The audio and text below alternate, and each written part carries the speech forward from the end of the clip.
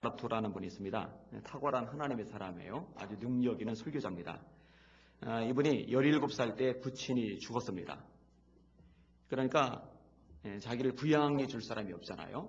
본인이 이 일을 하면서 공부를 하면서 동생들을 보살피면서 1인 3역을 해야만 했습니다.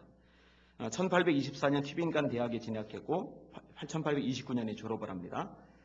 배움에 대한 열정이 굉장히 있는데 온 천지가 나의 목초지다. 그래서 뭔가 배움의 기회가 될 수 있다고 생각이 들면은 자기가 가난하지만 할 일이 많지만 동생들을 보살펴야 되지만 자기 처지 한탄하지 않고 열심히 쫓아다니면서 배웠어요. 진짜 열심히 배웠어요. 의학적인 문제들과 씨름했고 세계사, 물리학, 심지어는 천문학에까지 관심을 기울였습니다. 이게 학구열이 굉장한 거죠. 배우고자 하는 열정이 대단한 거죠. 교사가 없잖아요. 강습료 낼 형편이 안 되니까. 그러니까 혼자서 피아노를 연습해서 습득을 합니다. 심지어는 베토벤의 악보를 직접 베껴 쓰기도 해요. 보통 열정이 아니죠. 출판사의 의뢰를 받아 영어 서적을 독일어로 번역하는 일도 합니다. 언어에 있어서 이제 실력을 키운 거죠. 이번에 33살의 나이에 메트링겐이라는 마을에 다리목사로 취임을 합니다. 근데 이 지역에 고트리빈 디투스라는 여성도가 있는데 이 여성도가 귀신이 들려가지고 제정신이 아니에요. 고통을 너무너무 많이 당하고 있어요. 그런데 이 목사님이 가서 기도를 해주는데 이 귀신이 나가버린 거예요. 그 여자가 자유함을 얻어버린 거예요. 이것이 이제 소문이 나면서 목회 사역이 아주 능력 있게 펼쳐나가지기 시작을 합니다. 이 블루마르토 목사님의 일생의 구호가 있는데 한번 따라해 봅시다. 예수님은 승리자다. 한 번 더. 예수님은 승리자다. 17살 때 아버지를 잃은 소년은 낙심하지 않고 자포자기하지 않고 동생들 보살피고 어머니도 챙기면서 일을 하면서 공부하면서 어떻게 이렇게까지 할 수 있었을까. 그런데요, 이 볼루마르토의 아버지가 훌륭하더라고요. 일찍 돌아가시긴 했지만은 교육을 참 잘 시켰어요. 그 아버지는 빵과 밀가루 장사를 하던 분입니다. 근데 나중에 직업을 바꿔요. 목재 계량사가 됩니다. 그리고 어머니는 재단사의 딸입니다. 이 두 부모가 자녀들의 신앙 교육에 모든 것을 쏟아붓는데, 그래서 이제 구역장을 하고 있어요. 그러면 구역원들 초대해서 예배를 드리잖아요. 그럼 자녀들도 꼭 참석해서 같이 예배를 드리도록 해요. 그리고 날마다 성경을 읽도록 해요. 기도하는 것을 훈련을 시켜요. 이미 5살 무렵에 성경을 읽기 시작을 했는데 12살 무렵에는 이미 이독을 합니다. 그러니까 상당한 거죠. 그리고 이제 조금 더 크고 나서는요, 자기 동생들 잠자리 들기 전에 옆에서 이제 성경을 읽어주는 역할을 큰아들이 감당을 해요. 동생들은 이제 형이 읽어주는 성경을 들으면서 어린 시절을 보내게 되는 거죠. 이런 식으로 자라다 보니까요, 무의식 깊은 곳에 성경이요 새겨져 있는 거예요. 아주 깊숙이 말씀이 새겨져 있는 거예요. 그러니까 아버지가 돈을 물려주지도 않았고 저택을 물려준 것도 아니고 좋은 직장을 물려준 것도 아닌데, 그런데 정말 그보다 더 값진 걸 물려줬어요. 뭐를? 신앙의 유산을 물려줬어요. 하나님의 말씀을 물려줬어요. 기도를 물려줬어요. 하나님 경외하는 가치관을 물려줬어요. 최고의 유산을 준 거죠. 저는 여기서 있는 여러분들이 대를 거듭할수록 더 하나님의 사람들이 왕성해지는 집안의 리더들 되기를 원해요. 그게 복입니다. 사실 돈 많이 벌고 성공하고 출세해도 믿음 잃어버리면요, 그게 참 불행한 거예요. 안 된 거예요. 대를 거듭할수록 자녀들이 믿음 생활 더 잘하고 더 뜨겁게 신앙생활하고 하나님을 더 잘 섬기고 이렇게 돼야죠. 그게 진짜 복이라고 생각합니다. 오늘 설교 제목인데 따라합시다. 하늘의 유산을 물려주자. 그렇게 되시기를 주의 이름으로 축원합니다. 그게 복이에요. 자, 오늘 본문을 좀 살펴볼 건데요. 오늘 본문에 다윗이 등장을 합니다. 법궤를 모셔오려는 마음을 품어요. 법궤가 뭐죠? 하나님이 모세를 통해서 만든 거죠. 이 법궤 안에는 뭐가 들었죠? 예? 뭐가 들었어요? 십계명. 그 다음에 또 뭐가 들었어요? 아론의 쌍난 지팡이. 또 뭐가 들었어요? 만나, 항아리. 만나가 든 항아리가 들어가 있어요. 이 법궤는 하나님의 지시대로 만들어져 있고 성막 안 깊숙한 곳 지성소에 놓여져 있습니다. 그 다음에 이 법궤 옆에는 이 그룹들 둘이 날개를 펴고서 이 법궤를 덮고 있죠. 이스라엘 회중들의 중심에 있는 것이 이 법궤입니다. 자, 법궤가 있는 성막, 이 법궤가 출발을 하면은 법궤는 늘 선두에 섭니다. 그 다음에 법궤가 멈춰서 있으면 법궤는 진들의 중앙에 있습니다. 앞장서 갈 때는 선두에 있고 서 있을 때는 진의 중앙에 있고, 그러니까 핵심이에요. 리더예요. 이 법궤가 가면 가야 되고 법궤가 서면 서야 돼요. 피곤해도 법궤가 가면 가야 돼요. 내가 가고 싶고 마음이 조급해도 법궤가 멈춰서 있으면 서야 돼요. 그게 민수기 9장의 내용입니다. 하나님의 임재를 상징하고 하나님의 말씀을 상징하는 겁니다. 다시 하나님의 임재, 하나님의 말씀, 이걸 상징하는 거예요. 그래서 모세가 하나님을 만나고 싶으면은요, 이 법궤 앞으로 들어갔어요. 시은좌라고 그러죠. 지성소 안에 있는 그 법궤가 놓여진 장소를 시은좌라고 해요. 은혜의 보좌 앞이죠. 자, 이 법궤가 지금 다른 곳에 있었는데 그 법궤를 모셔오는 것, 여기에 다윗이 관심을 기울인 거예요. 정말 만반의 준비를 다 갖춥니다. 1절과 2절을 보세요. 시작. 다윗이 이스라엘에서 뽑은 무리 3만 명을 다시 모으고 다윗이 일어나 자기와 함께 있는 모든 사람과 더불어 바알레 유다로 가서 거기서 하나님의 궤를 메어오려 하니 그 궤는 그룹들 사이에 좌정하신 만군의 여호와의 이름으로 불리는 것이라. 아멘. 여러분, 법궤가 커봐야 뭐 아주 대단할 만큼 크지 않습니다. 이 강대상보다 가벼워요. 이 강대상 정도 무게 되면은 한 10사람 장정이면은 들죠, 이거. 둘이 들기는 이게 무거워요. 근데 10사람 정도면 들어요. 법궤도 10사람 정도면 들어요. 그런데 10사람만 동원한 게 아니라 몇 명을 동원하냐면 3만 명을 동원해요. 3만 명. 여러분, 이 3만 명 숫자는 어마어마한 숫자입니다. 1000명만 해도 엄청나잖아요. 그죠? 그러니까 다윗이요, 이 법궤를 모셔오는 것을 아주 국가적인 일로 만들어버린 거예요. 큰 의미를 부여한 거예요. 게다가 이 3만 명의 무리는요, 대충 동원해서 3만 명을 뽑은 게 아니라 무리 중에서 아주 신중하게 선별한 사람들로만 구성한 3만 명인 거예요. 그러니까 리더급 인물들, 그들 3만 명인 거예요. 그러니까 전 이스라엘의 대표자들이 다 모였다라고 말해도 틀리지 않죠. 여러분, 이런 다윗의 태도는 참 훌륭합니다. 왕이 되고 나서도요, 자기가 기고만장해서 최고라는 생각 가지지 않아요. 하나님 앞에서는 바짝 낮추고 하나님만 엄청나게 높여요. 하나님을 하여튼 최고로 생각해요. 최고. 법궤 10명만 동원해도 되는 걸 가지고 3만 명 동원해가지고 그러고 싶은 거예요. 하나님 앞에는. 적어도 하나님 앞에는 그게 정상이라고 생각을 하는 사고방식이 다윗의 사고방식인 거예요. 저는 이게 참 다윗의 복받을 요인이라고 생각을 합니다. 그리고 이런 요인이 여러분들에게도 있으면 좋겠어요. 하나님은요, 하나님을 귀하게 여기고 최고로 여기는 사람을요, 최고로 여기고 또 귀하게 여겨주십니다. 그래서 하나님이 나를 존귀히 여기는 자를 내가 존귀히 여기겠다라고 말씀하셨어요. 여러분, 하나님을 존귀히 여기는 사람은 하나님의 말씀을 존귀히 여기죠. 이 법궤는 하나님의 말씀을 상징한다고 그랬잖아요. 하나님을 존귀히 여기는 사람은 예배를 존귀하게 여기죠. 그러니까 예배를 존귀하게 여기는 사람, 하나님의 말씀을 존귀하게 여기는 사람은 정말 복된 인생이에요. 그냥 하나님을 존귀히 여기는 거니까 하나님께서 대갚아 주신 줄 깨달으시기를 바랍니다. 자, 이렇게 대단하게 준비를 참 잘하는데 딱 한 가지 실수를 했어요. 3절이에요. 3절 읽겠습니다. 시작. 그들이 하나님의 궤를 새 수레에 싣고 산에 있는 아비나답의 집에서 나오는데 아비나답의 아들 우사와 아요가 그 새 수레를 모니라. 자, 여러분들이 성경 요 구절만 읽으면은 도대체 다윗이 뭘 실수를 했는지 감이 안 잡힐 거예요. 그러니까 이제 저 같은 사람이 필요한 거죠. 가르쳐 줄 사람이 필요한 거죠. 여러분 3절을 한번 다시 보세요. 뭐가 실수인가? 시작. 그들이 하나님의 궤를 새 수레에 싣고 산에 있는 아비나답의 집에서 나오는데 아비나답의 아들 우사와 아요가 그 새 수레를 모니라. 자, 하나님의 법궤를 모시기 위해서 기존에 쓰던 수레 쓰면 안 된다. 새 수레 준비하자. 정성이잖아요. 그죠? 그 다음에 아비나답의 아들 우사와 아요가 그 새 수레를 몰고 가잖아요. 그래서 2명이나 담당을 시키도록 딱 했잖아요. 정성 다 했잖아요. 뭐가 문제예요? 뭐가? 여러분 혹시 감 잡은 분 있어요? 뭐가 문제죠? 예?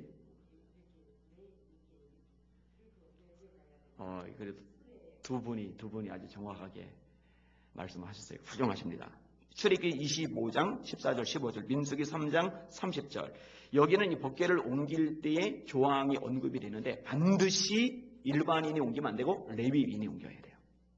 그 다음에 레위인 중에서도 고앗 자손들, 그들이 어깨에 메고서 이 법궤를 옮겨야 돼요. 그렇게 규정을 해놓으셨어요. 이게 하나님께서 성경의 규정을 명확하게 해놓으셨는데 다윗이 임의대로 한 거예요. 지금 이게 다윗의 실수입니다. 우리가 잘 염두에 둬야 될 점이 이겁니다. 우리는 우리의 판단으로, 우리의 생각으로, 또 우리의 계획으로, 우리의 경험으로 이렇게 하면 하나님이 기뻐하시겠지 하고서 버리는 일들이 많을 수 있어요. 그런데요, 조심하셔야 돼요. 열정이 말씀보다 앞서면 안 돼요.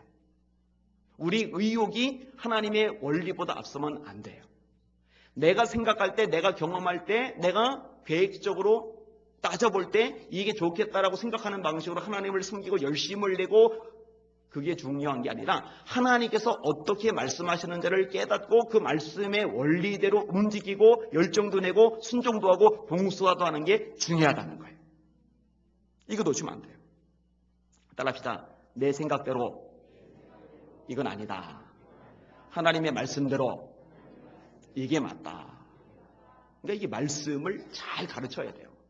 왜 제가 끝없이 말씀 입에 닳도록 말씀 얘기를 하느냐? 우리 주님께서도 말씀하셨는데 내 천국께서 심으시지 않은 것마다 뽑힐 것이다. 그 당시에 바리새인들, 율법사들 나름대로 하나님을 잘 섬긴다라고 생각을 했는데 하나님이 심은 게 아니에요. 예수님께서 그들 겨냥하고 말씀하신 거예요. 그거 다 뽑힐 거다. 죽어라고 애쓰고 심었다라고 생각을 했는데 결실로 하나님께 올려지는 게 아니라 하나님이 다 뽑아 버리실 가치 없는 가라지 같은 것들이 돼버리고 마는 거예요. 하나님의 원리대로 신앙생활을 해야 됩니다. 자, 아무튼 다윗의 잘못에도 불구하고 일단 큰 문제는 드러나지 않은 것 같아요. 법궤 모셔놓을 일이 진행이 돼요. 그런데 문제가 발생을 하죠.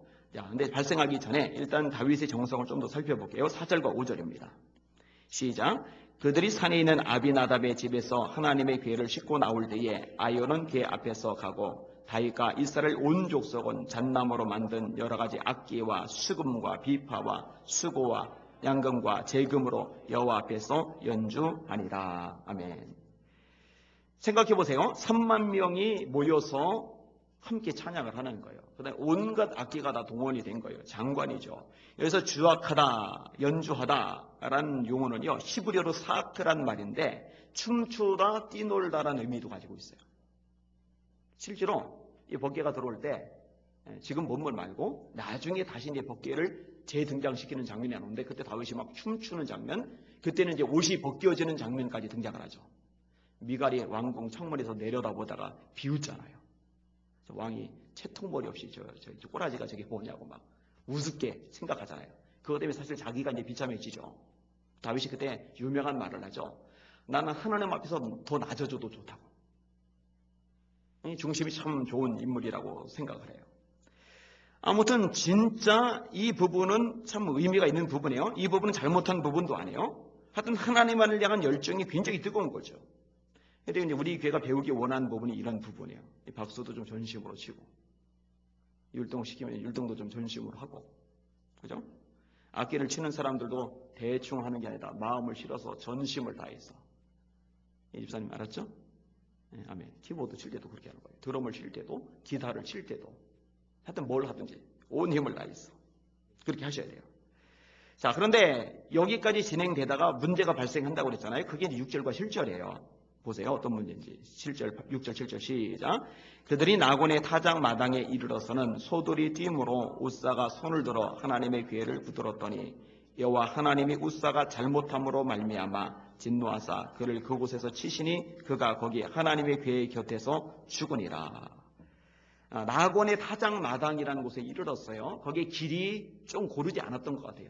돌 같은 것이 있었든지 아니면 패인 구덩이가 있었든지, 아무튼 이런 상황에서 소가 날뛰는 거예요.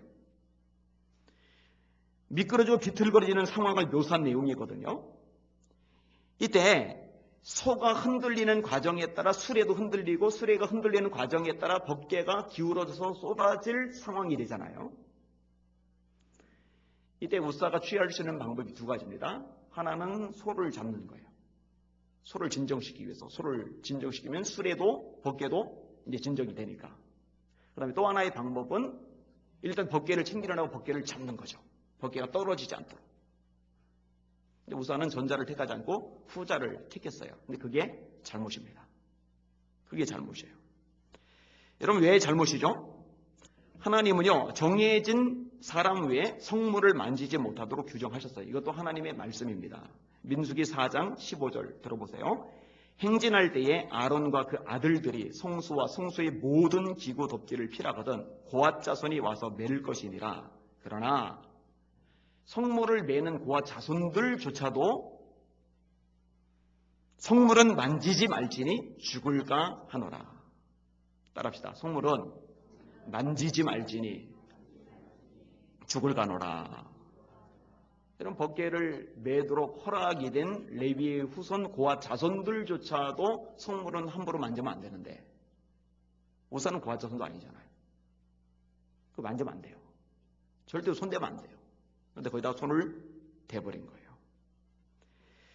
여러분 이 우사 입장에서 벗개를 잡는 게 안전할 거예요. 소를 잡다가 날뛰는 소가 들이받으면 그 소에게 밟히면 소에게 걷어채이면 다치니까 몸이 상하니까. 자기 안전을 위해서 소를 잡지 않고 벗개를 잡았는데 차라리 자기 안전을 생각하지 않고 소를 잡았다면 좋았을 거예요. 여기 이제 문제가 있는 거죠. 여러분 아무리 위험 부담이 있다고 해도 하나님의 말씀을 어기는 것보다 덜 위험합니다. 세상에서 가장 위험한 상황보다도 하나님의 말씀을 어기는 게 더 위험합니다. 여러분 영적으로 깊이 있는 사람들은요 이것이 아주 뚜렷합니다. 여러분 사드락 메삭 아벳느고 느부갓네살 왕이 세운 금신상에게 절하지 않으면 풀무불 속에 들어가죠. 이거 얼마나 위험합니까? 정말 위험하죠. 그런데 사드락 메삭 아벳느고의 생각 속에서는 차라리 풀무불 속에 들어가는 것이 하나님의 말씀을 어기는 것보다 낫다고 생각을 하는 거예요. 하나님의 말씀을 어기는 게 더 큰일이라고 생각을 하는 거예요. 여러분 요즘에 이런 식의 사고방식과 가치관을 가진 성도들이 얼마나 있을까? 저는 좀 질문을 해보고 싶어요. 여러분 어떠세요? 내가 손해보고 내가 얻어맞고 내가 고통이 빠지고 내가 피곤하고 내가 더 어려워지고 내가 더 곤란해지고 이게 낫지 차라리 내가 힘들어지고 너무너무 고통스러워지는 게 낫지 나는 하나님의 말씀을 어기지 않을 거야. 나는 말씀을 지킬 거야. 혹시 이런 생각들 가지고 계십니까? 만약 그런 생각을 가지고 계시다면 여러분들 참 탁월한 선택을 하신 거예요. 하나님 말씀 지키는 게 더 본질이거든요. 요즘에 그런 성도 별로 없다라는 생각이 들어요. 좀 목회자들도 그럴 수 있다고 생각을 합니다. 공부 더 잘하기 위해, 돈 더 벌기 위해, 좀 더 즐거운 시간 갖기 위해, 성사의 눈에 들기 위해, 보다 더 성공하기 위해, 살 길을 마련하기 위해 필요하다면 말씀을 슬그머니 놓는 사람들이 너무 많으니까. 이 수요예배 시간도 그래요.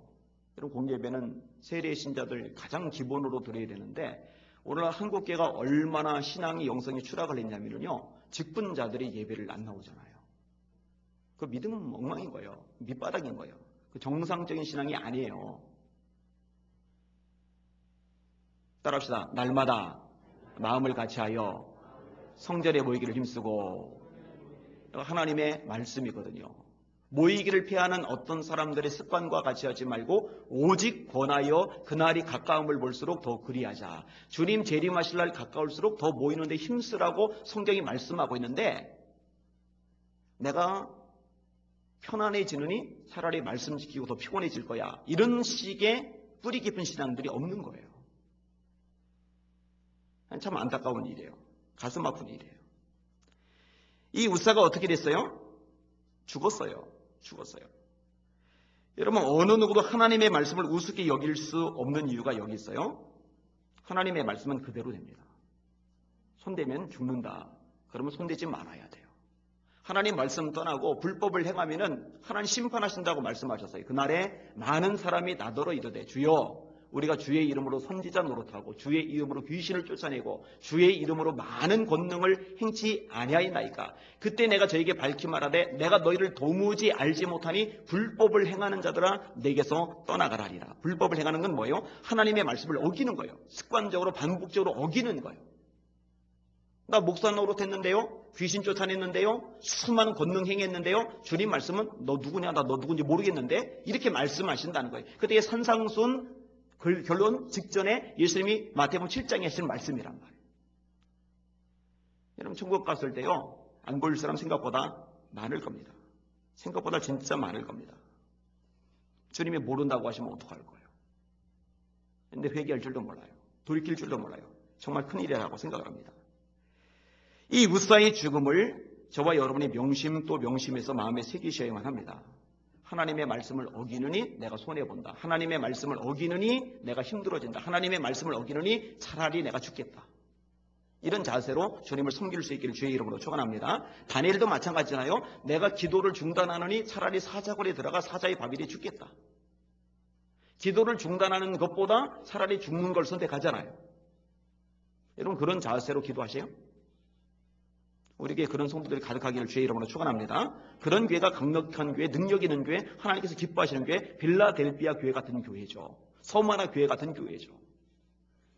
요즘 많은 교회들은 이 라오디게아 교회 같은 것 같아요. 차도 덥도 않은, 늦든 미치거나 믿는 것도 아니고 안 믿는 것도 아니고 이 현실이죠. 자, 우사의 죽음, 이때 다윗이 보인 반응이 8절부터 10절까지 언급이 됩니다. 같이 읽겠습니다. 시작. 여호와께서 우사를 치심으로 다윗이 분하여 그곳을 베레스 우사라 부르니 그 이름이 오늘까지 이르니라. 다윗이 그날에 여호와를 두려워하여 이르되 여호와의 괴가 어찌 내게로 오리하고 다윗이 여호와의 괴를 옮겨 다윗성 자기에게로 메어 가기를 즐기하지 아니하고 가드 사람 오벳에돔의 집으로 메어 간지라. 자, 두 가지 반응이 나오는데 첫 번째 반응은 분노, 두 번째 반응은 두려움입니다. 자, 이 분노는 누구를 향해서 표출된 거냐면은 이미 죽어버린 우사를 향해 표출된 거예요. 왜 건드려가지고 죽었어? 이 축제 분위기를 왜 망쳐놔서 생각해 보세요. 막 축제해버리면서 악기동원해서 찬양하면서 이 법궤를 모시고 행진을 벌이는데 그 중심에 있던 인물이 확 죽어버렸으니 주변 사람들 얼마나 충격받겠고 얼마나 수근수근하고 분위기가 엉망이 되어버리겠어요. 그런데요, 이 다윗의 분노는요, 사실 우습습니다. 왜냐하면 1차적인 책임이 우사에게 있지 않고 다윗에게 있기 때문에. 이건 다윗이 화낼 일이 아니에요. 이 위대한 다윗이, 참 신앙 깊은 다윗이 이런 연약함도 보여, 이런 치졸한 모습도 보여. 떠넘기는 거죠. 자기가 우선적으로 잘못해놓고 엉뚱한 다 화풀이를 하는 거죠. 이 책임을 떠넘기는 거, 이걸 책임 전가라고 그러잖아요. 이 책임 전가는 인간의 죄성 중에 하나입니다. 아주 뿌리가 깊어요. 왜 뿌리가 깊다고 했는지 아세요? 아담부터 시작됐거든요. 이 여자 때문에 먹었거든요. 얘 때문에. 당신이 내게 주신 이 여자가 내게 줌으로 내가 먹었나이다. 이 여자가 잘못이고 그 다음에 원인을 파고 올라가면은 하나님이 잘못이에요. 하나님이 이 여자 주셨잖아요. 하나님이 이 여자 안 주셨으면은 이 여자 없었을 거고, 이 여자가 없었으면은 선악과 나한테 권하지 않았을 거고, 선악과 권하지 않았으면 나 안 먹었을 거 아닙니까? 그러니까 당신 책임입니다. 이러고 있는 거예요. 하와도 그렇죠? 똑같죠? 뱀이 그랬습니다. 뱀이. 아론 보세요. 백성의 리더인데 금송아지 만들어 놓고 하나님께서 징계하실 것 같으니까 모세가 화를 내니까 뭐라고 얘기합니까? 이 백성들 때문입니다. 이들 때문에 그랬어요. 어쩔 수 없어요. 제 책임이 아닙니다. 그 얘기죠. 사울도 그랬잖아요. 사울도. 아말렉 진멸하라고 했는데 좋은 거 다 남겨놓고는 한다는 소리가, 사무엘에게 변명한다는 소리가 내가 백성들을 두려워해서, 백성들이 너무 원해서 남탓을 하잖아요. 여러분, 우리들 분노 상당 부분은 잘못된 겁니다. 일종의 책임 전가입니다. 너 때문에 이렇게 됐어. 근데 이런 식의 분노가요 되게 많아요. 부부간에도요. 자기 남편 향해서, 자기 아내 향해서 내가 이 모양 이 꼴로 사는 건 너 때문이야. 이런 식의 사고를 가진 사람 되게 많아요. 자기 잘못은 생각을 안 하고. 어리석은 거죠.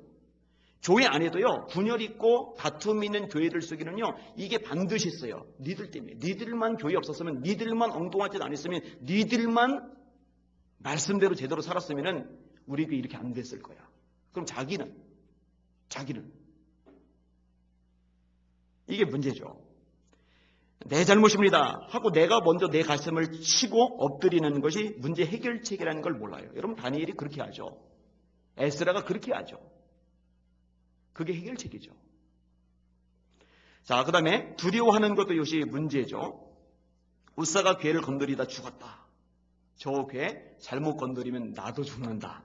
이제 이게 작용을 한 거예요. 건드리면 죽는다. 나도 죽게 되면 어쩌지?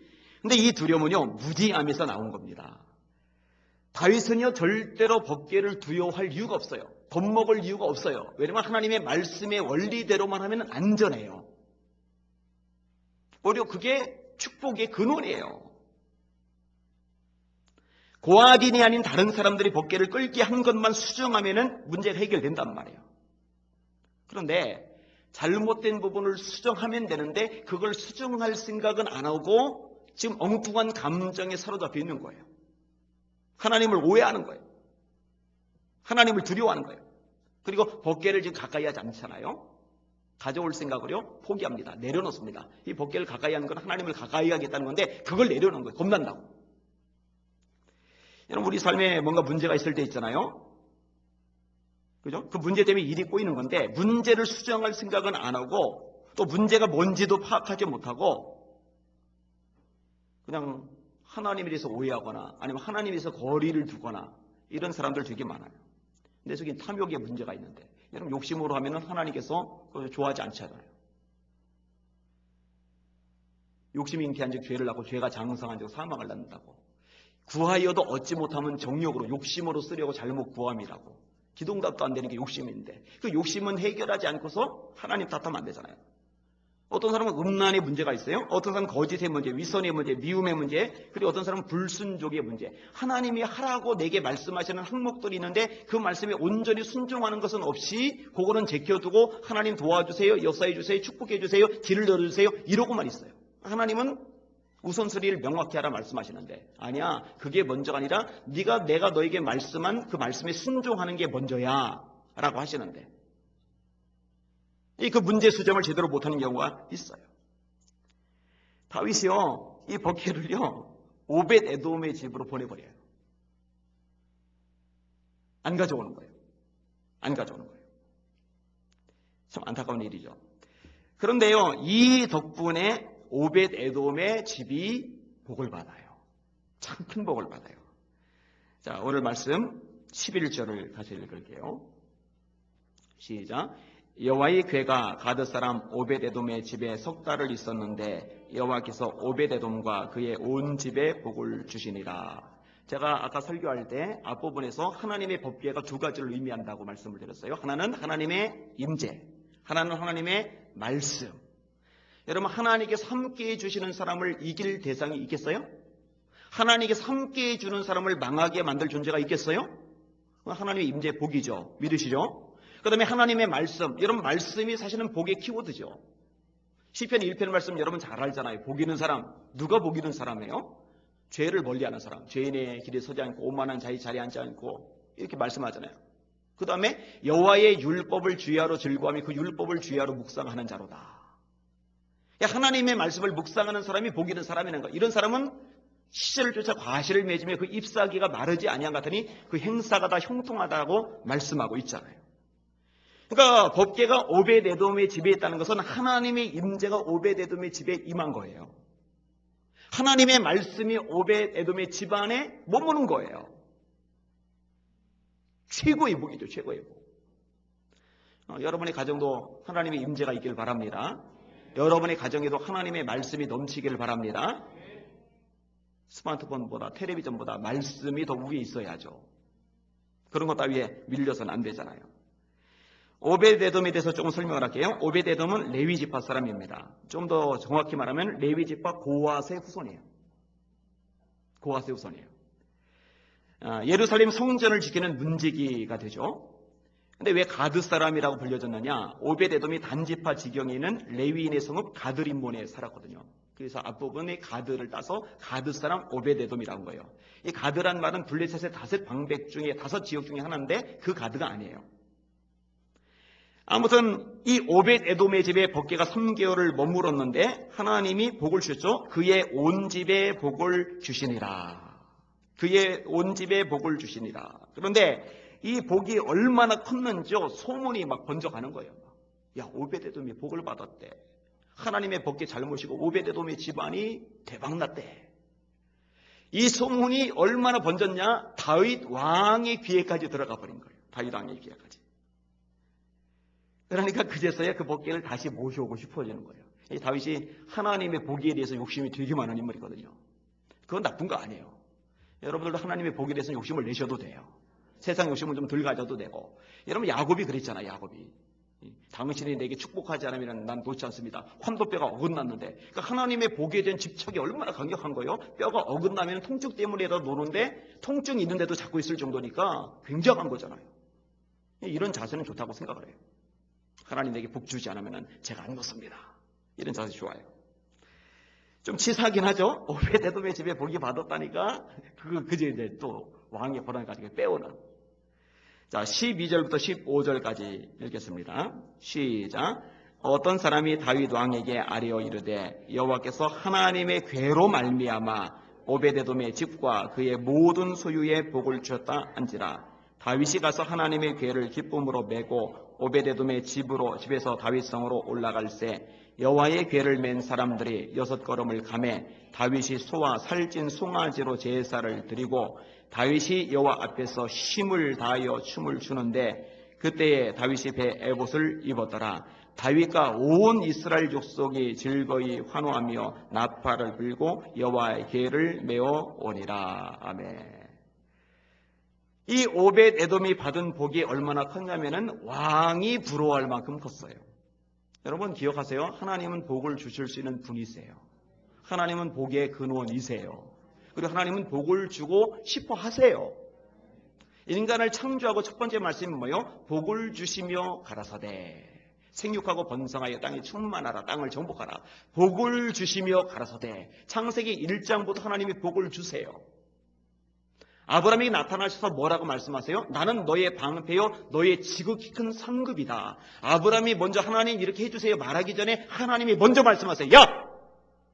내가 네 방패야. 야! 내가 네 상급이야. 이게 하나님이시라는 말이에요. 아브라함 부르셨을 때도 마찬가지잖아요. 내가 너로 큰 민족을 이루고 네게 복을 주어 네 이름을 창대하게 하리니 너는 복이 근원이 될지라. 너를 축복하는 자에게는 내가 복을 내리고 너를 저주하는 자에게는 내가 저주하리니 땅의 모든 족속이 너를 인하여 복을 얻을 것이라 하신지라. 창세기 24장에 보니까 이때는 아브라함이 더 늙어버렸을 텐데 이렇게 기록되어 있어요. 아브라함이 나이 많아 늙었고 여호와께서 그의 범사에 복을 주셨더라. 완전히 꼬부랑 할아버지가 다 됐는데 할아버지가 뭔 사업을 새로 벌이겠어요. 뭔 일처리를 잘하겠어요. 그런데 범사 하는 일마다 다 복을 주셨어요. 꼬부랑 할아버지라도 문제가 안 되는 거예요. 하나님께서 주시니까. 창세기 25장에 보면 이삭도 그 복을 받잖아요. 아브라함이 죽은 후에 하나님이 그 아들 이삭에게 복을 주셨고 이삭은 부엘라이로이 근처에 거하였더라. 하나님이 그런 분이시거든요. 주기 원하시는 분, 주실 수 있는 분. 그죠? 그런데 그릇이 준비돼야죠. 비가 쏟아져도 뚜껑 닫혀 있으면 항아리 안 들어가요. 비가 쏟아져도 항아리 뚜껑 열었지만은 내놓지 않고 집안에 들여놓으면 비가 안 들어가요. 뚜껑 열고 밖에 놔놨어도 뒤집어져 있으면은 비가 안 들어가요. 뚜껑 열고 밖에다가 뒤집어지지 않은 똑바른 상태로 내놔야 비가 쏟아질 때 비가 들어가죠. 우리가 준비를 해야 된단 말이에요. 준비를. 하나님의 임재, 하나님의 말씀. 여기에 여러분의 중심을 두시기를 주의 이름으로 축원합니다. 특별히 이 오베데돔에게 하나님이 복을 주시는데 이 복은요 오베데돔 개인에게 주신 복이 아니에요. 이게 집안의 복이에요. 자손의 복이에요. 자, 말씀을 제가 읽어드릴게요. 역대상 26장 4절 말씀인데 오베데돔의 아들들 맏아들 스마야와 둘째 여호사밧과 셋째 요아와 넷째 사괄과 다섯째 느다넬과 여섯째 암미엘과 일곱째 이사갈과 여덟째 부올레되니 이는 하나님이 오베데돔에게 복을 주셨음이며 그 아들 스마야도 두 아들을 낳았으니 저희의 족속을 다스리는 자요 큰 용사라. 스마야의 아들들은 오드니와 르바일과 오벳과 엘사밧이며 엘사밧의 형제 엘리후와 스마가 하는 능력 있는 자니 이는 다 오벳에돔의 자손이라. 저희와 그 아들들과 그 형제들은 다 능력이 있어 그 직무를 잘하는 자니 오벳에돔에게서 난 자가 62명이며. 자, 요약을 해드릴게요. 첫째, 큰 용사다. 둘째, 능력이 있다. 셋째, 능력이 있으니 직무를 잘 감당한다. 넷째, 자손이 번창한다. 그리고 이 근원이 뭐냐? 하나님이 오벳에돔에게 복을 주셨기 때문이다. 이 오벳에돔 하나 때문에요, 자손이, 가문이, 집안이 아주 끝내주는 집안이 되어버렸어요. 저도 저희 집이 그렇게 되기를 원해요. 여러분들로 여러분의 집이 그렇게 되기를 원하시면 아멘. 그렇게 되실 수 있기를 주님의 이름으로 축원합니다. 저는 우리 교회 성도들이요, 자녀들에게 물질, 돈 물려주려고 안달복달하지 않았으면 좋겠어요. 송룡이 그랬나요? 송룡 알죠? 영화배우, 감독으로 유명한 사람, 돈 많이 벌었잖아요. 그런데 자식들에게 유산을 안 줘요, 거의. 이유가 있더라고요. 자식들이 능력이 없으면은 물려줘도 다 까먹고, 자식들이 능력이 있으면은 안 물려줘도 어차피 자기 힘으로 성공하고. 이게 물려주는 게 의미가 없다는 거죠. 워렌 버핏 같은 사람도 그런 개념을 가지고 있잖아요. 근데 한국인의 개념 속에는 그런 개념들이 잘 안 들어오는 것 같아요. 그냥 자식이라면 벌벌벌벌 떨어요. 어떻게 해서든 그냥 바리바리 쌓아서 안겨줘야 안심하는, 이거는 사랑이고 사실은 집착인데, 이 집착과 사랑을 구분하지 못한 채 자녀들에게 집착하는 현상이 많아요. 문제는 교인들조차, 하나님의 사람들조차. 젊은 사람들도 생각을 바꿔야죠. 유산 물려받을 생각하지 마세요. 이런 생각 가지고 있으면요, 제가 이런 얘기는 전에도 몇 번 많이 했어요. 주일 대회 시간에도 많이 했어요. 그거는 썩은 생각이에요. 사고가 썩은 거예요. 내가 하나님 앞에 복 있는 존재가 되면요, 물려받은 것 없어도 얼마든지 설 수 있어요. 얼마든지 존경받을 수 있어요. 얼마든지 승리 거둘 수 있어요. 근데 그런 사람이 되는 것에 초점 맞추고 거기에 올인을 해야 되는데 초점을 엉뚱한 데다 맞추는 거예요. 어쩌다 대박 한번 터지기를, 부모님이 좀 더 물려주기를, 이왕이 좀 많이 주시기를. 그리고 그게 안 되면은 부모님 원망하는 거예요. 야, 나는 왜 이런 집에서 태어났을까라는 잘못된 생각. 그래서 제가 썩은 생각이라고 하고요. 그건 썩은 생각이죠. 틀려먹은 생각이죠. 다시 강조합니다. 여기는 부모님들, 자녀들에게 하늘의 유산을 물려주시길 바랍니다. 자녀들에게 믿음을 심어줘야 돼요. 말씀을 심어줘야 돼요. 하나님과 동행하는 신앙, 임마누엘을 심어줘야 돼요. 하나님의 임재, 하나님의 말씀, 이게 법궤가 상징하는 바라고 제가 세 번째 지금 강조를 하고 있어요. 뭐라고요? 하나님의 임재, 하나님의 말씀. 하늘유산이라는 책이 있어요. 오티스 레드버터, 커트 브루노, 이 두 분이 쓴 책인데, 자녀들에게 정말 물려줘야 될 유산이 돈이 아니라, 집이 아니라, 주식이 아니라 하늘유산이라고 이 책에서 밝히고 있어요. 유명한 얘기가 이 책에서 나와요. 조나단 에드워드, 믿음의 사람이죠. 그 집안 사람, 참 믿음의 가문을 이어가죠. 거꾸로 주크가는요, 이 에드워드 가문하고 정반대잖아요. 이 집안 분석한 얘기는 유명하잖아요. 이거 여러 번 들었을 텐데 한 번 더 들어보세요. 조나단 에드워드는 하나님에게 목숨을 걸었던 사람이고, 그 집안이 그렇게 신앙의 유산을 물려받았는데 이 복을 받죠. 학장이 14명 나왔어요. 교수가 100명이 나왔고, 100명의 변호사가 나왔고, 30명의 판사가 나왔고, 60명의 의사가 나왔고, 목회자가 100명이 넘게 나왔어요. 선교사들이 나왔고, 신학자가 나왔고, 60명의 저술가가 배출이 되었어요. 화면에 하나님을 향해서 막 악다구니 퍼부으면서 저주받은 인생을 살았던 주거라는 사람, 이 사람 후손들을 쫙 조사를 했더니 300명의 흑빈자, 60명의 도둑, 130명의 범법자, 20명만이 직업교육을 받았는데 그 중에 10명은 그나마 직업교육을 어디서 받았느냐? 교도소 갔다가 교도소에서 받았어요. 그러니까 믿음의 사람, 한 사람의 뿌리가 얼마나 큰 영향을 미치는지, 다음 세대에 얼마나 압도적인 영향을 미치는지 우리가 발견할 수가 있어요. 사실 여러분들이 그런 집안에 태어나지 않은 거 한탄할 필요가 없어요. 여러분이 아브라함이 되면 되니까. 아브라함이 믿음의 집안에서 태어난 게 아니죠. 아브라함은 시조잖아요, 시조. 그래서 청년들 중에 저는 믿음의 집안이 아닌데요 라고 말하는 사람이 있으면 그런 얘기예요. 네가 아브라함처럼 믿음의 시조가 되면 되지 않느냐. 네 아들이 이삭 같은, 네 손자가 이스라엘 같은 그런 인물들이 되면 되지 않느냐. 여러분 그렇게 되시기를 주의 이름으로 축원합니다. 영적 유산, 이걸 물려주셔야 돼요. 말씀을 맺겠습니다. 지금 좀 빈약해 보이더라도, 지금 별거 아닌 것 같아 보이더라도 그래도 괜찮아요. 믿음의 유산만 제대로 흘러갈 수 있으면 하나님이 하나님에 대해 반드시 역사하시고 복을 주시는 줄 믿으시길 바랍니다. 우리 교회도요 이런 흐름을 만들어내야 돼요. 예수 비전교회가 사실 그렇게 소문이 나야 돼요. 이번에 플래시라는 설교자가 미국에서 왔어요. 온누리교회 양재 성전에서 설교를 하죠. 이번에 레디칼이라는 책을 썼는데 그 책이 100만 부 이상이 팔렸어요. 참 대단한 설교자입니다. 그분 설교자가 한국에 와서 설교했던 내용이 뭔지 아세요? 한국 교회가 미국 교회에 따라가고 있다. 한국 교회가 미국 교회에 따라가고 있다. 그 중에 뭘 얘기했는지 아세요? 신앙의 유산을 후세대에게 제대로 못 물려주고 있다. 다시 말해 이전에 한국 교회는 뜨거웠거든요. 기도에 불이 붙었었거든요. 산기도, 철야기도, 새벽기도 목숨을 걸었거든요. 그런데 지금 어른들은 그걸 잘 안 할 뿐만 아니라 지금 젊은 세대에게 이게 전달이 전혀 안 되고 있는 거예요. 그럼 미국 교회 몰락해 가듯이 한국 교회도 그렇게 된다는 메시지를 던지는 거죠. 건물 물려줘도, 좋은 프로그램 물려줘도, 이런저런 거 잔뜩 물려줘도 신앙유산 물려주지 못하면 망해요. 몰락해요. 그런데 지금 빈털터리고 거지 같아도 신앙유산이 제대로 전달이 되면 하나님께서 역사하시고 일으키시고 새롭게 하시는 줄 믿으시길 바랍니다. 저와 여러분의 관심이 여기에 좀 맞춰질 필요가 있어요. 오늘 설교의 제목입니다. 따라합시다. 신앙유산을 물려주자.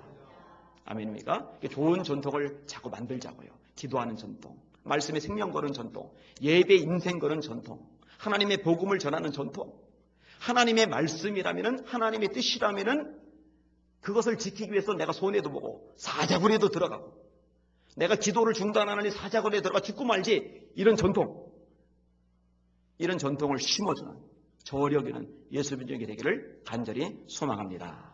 아멘. 기도하겠습니다. 합심하기가